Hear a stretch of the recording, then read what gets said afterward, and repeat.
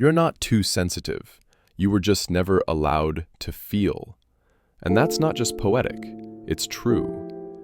Maybe you've been told your whole life, you're too much, you're overreacting, stop being so emotional. And eventually, you believed them. You started questioning your own feelings.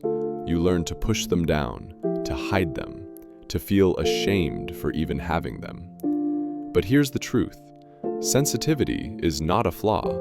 It's a signal, and you were never wrong for feeling deeply.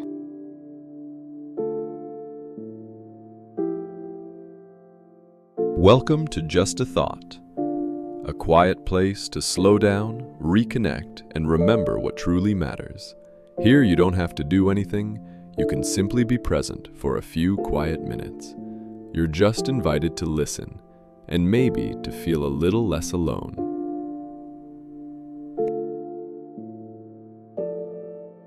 You're not too sensitive.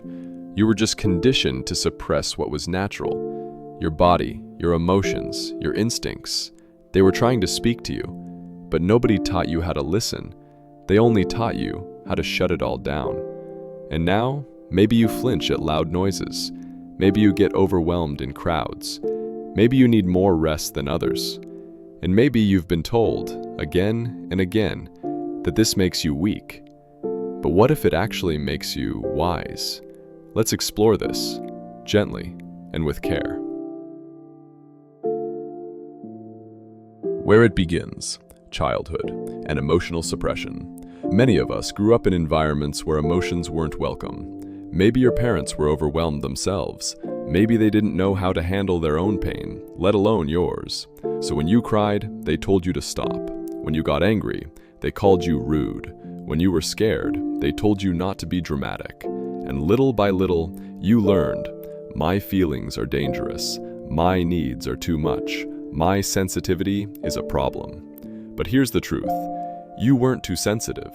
You were just unprotected, unseen, unheard, and your body did what every wise body does.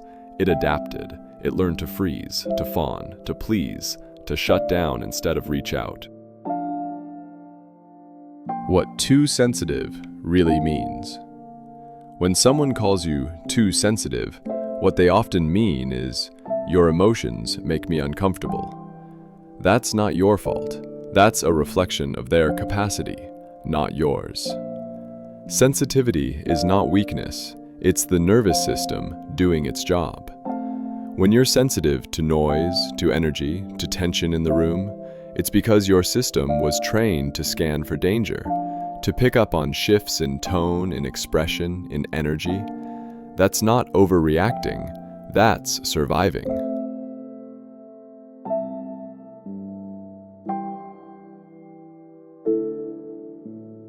What happens to a child who is never allowed to feel?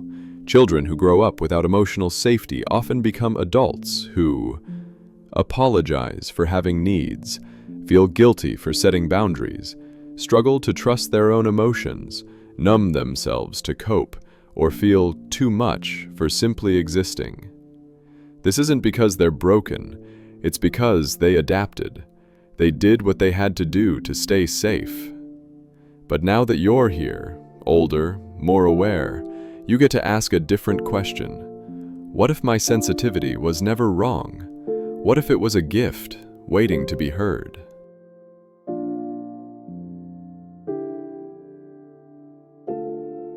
The science behind sensitivity. In psychology, we know that some people are more neurologically sensitive than others. Highly sensitive people, HSPs, a term coined by Dr. Elaine Aron, process sensory information more deeply. They notice details others miss. They feel emotions more strongly. They are deeply affected by art, music, beauty, and also by conflict, noise, and pressure. This is not a disorder, it's a temperament, and when nurtured, it can be a strength. But when shamed, it becomes a source of pain.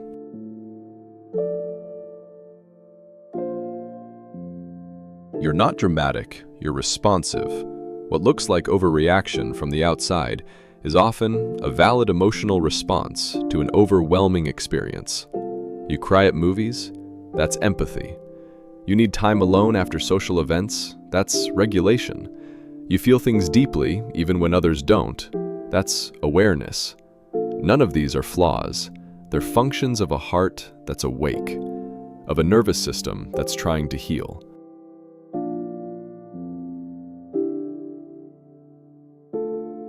Why this matters now. You may be an adult now, but that inner child still lives in you, still flinches when someone raises their voice, still feels guilty for crying, still waits for permission to feel what's already there. But here's something nobody told you back then. You're allowed to feel. You're allowed to take up space. You're allowed to need quiet, calm, and gentleness. You don't have to toughen up to survive.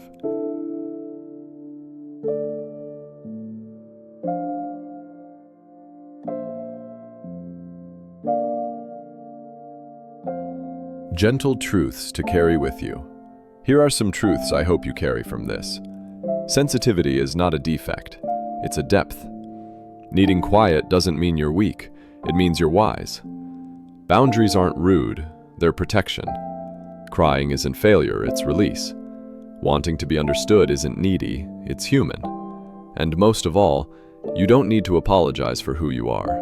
Not now, not ever again.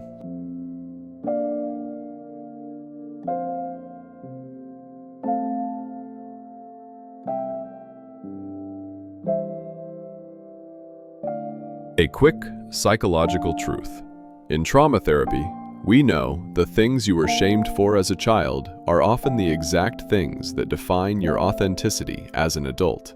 Your sensitivity, it helped you survive, and now it can help you heal.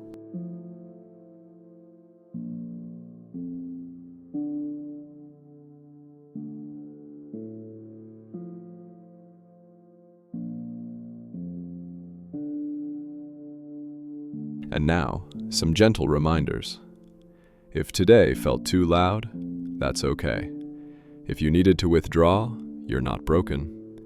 If the world feels overwhelming, you don't need to push through. You can pause, drink water, breathe, rest your eyes. Speak kindly to yourself, the way no one did when you were young. Every quiet act of self-compassion is a radical act of healing.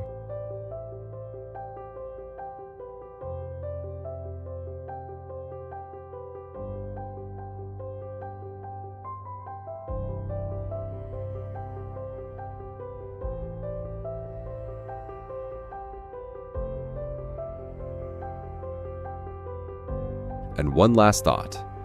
You were never too sensitive. You were just never given the space to feel safely. But that space, it's yours now. You don't need to be tougher. You don't need to hide. You don't need to apologize for your depth. You're allowed to feel deeply, fully, and without shame. Take care. This is just a thought, but maybe it's the one you needed today.